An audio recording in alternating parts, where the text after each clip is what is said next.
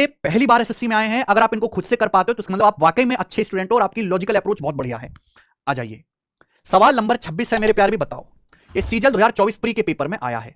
120 रुपए का भुगतान 10 रुपए, 5 रुपए, 2 रुपए के सिक्कों से किया जाता है। कुल 25 सिक्कों का उपयोग किया जाता है।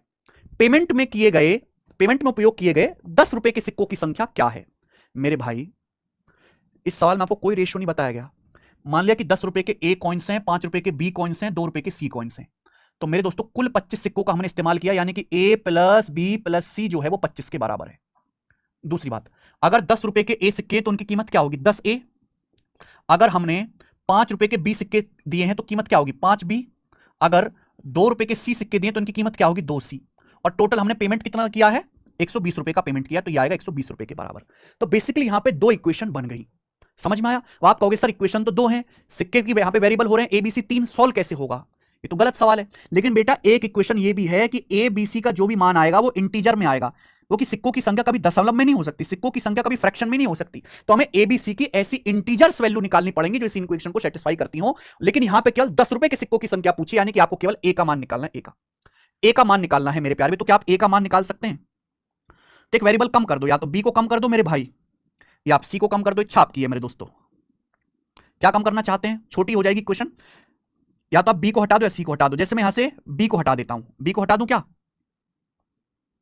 बी को नहीं, सी को ही हटा लेते हैं। चलो, अगर मेरे दोस्तों मैं यहां पे 2 से गुणा कर दूं, 2 से गुणा करके घटा दूं, माइनस कर दूं, तो बताओ क्या होगा? माइनस कर देता हूं, घटा देता हूं, तो 10 में से 2 घटाएंगे 8 है। ये 5 भी, 5 में से 2 भी घटाएंगे 3 भी। और ये देखिए मेरे दोस्तों, ये 2 सी है, 2 सी में से 2 सी घटाएंगे खत्म हो जाएगा। ये 120 है, ये 25 दूनी 50, 120 में से 50 घटाएंगे 70, तो 8 है प्लस 3 भी 70 आएगा। ठीक बात आप बोलोगे? हाँ सर। 10 रुपए के सिक्कों की संख्या पूछिए, ए का मान। तो ए का मान क्या आ जाएगा बेटा? 3 भी उधर चला जाएगा, 70 माइनस 3 बी अपॉन 8, ए का मान आएगा।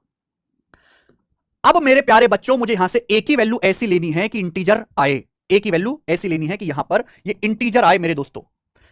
वैसे जो भी आंसर आएगा ना मेरे दोस्तों, यहां पे 8 से तो कम ही आएगा।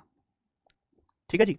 या फिर आपसे 10 रुपए के सिक्कों की संख्या पूछी है ना, 10 रुपए के सिक्कों की संख्या पूछी है, तो मैं यहां पे ना ऑप्शन चेक कर करके देखूंगा। यहां से तो वैल्यू निकल नहीं रही, मैं ऑप्शन चेक कर करके देखूंगा। जो ऑप्शन सेटिस्फाई कर जाएगा वो आंसर होगा, जो ऑप्शन सेटिस्फाई करे। अगर सपोज ये क्या दिया, ये ऑप्शंस में आपको ए के मान दिया, अगर मैं यहां से बी का मान निकालूं तो बी का मान क्या आएगा? बी का मान आएगा 70 माइनस 8 ए बटे 3। ये ऑप्शंस में ए की वैल्यू दी है। आंसर ऐसा ऑप्शन होगा जो यहां पे रखने पर भी इंटीजर आ जाए। अगर मैं 6 लूंगा, सपोज 8 6 48, 70 में से 48 घटाऊंगा 22 बटे 3 इंटीजर नहीं होता। अगर मैं 4 लूंगा, 70 में से 8 चौक 32 घटाएंगे, 70 में से 32 घटाएंगे मेरे दोस्तों, ये आ जाएगा आपका 38, 38 बटे 3 इंटीजर नहीं होता। 70 में से 80 घटाएंगे तो नेगेटिव चला जाएगा, यानी कि बचा 8। अट्टू मट्टू 64, 70 में से 64 घटाएंगे 6, 6 बटे 3 2, बी का मान 2 आ गया, यानी कि बी के 2 सिक्के लेने।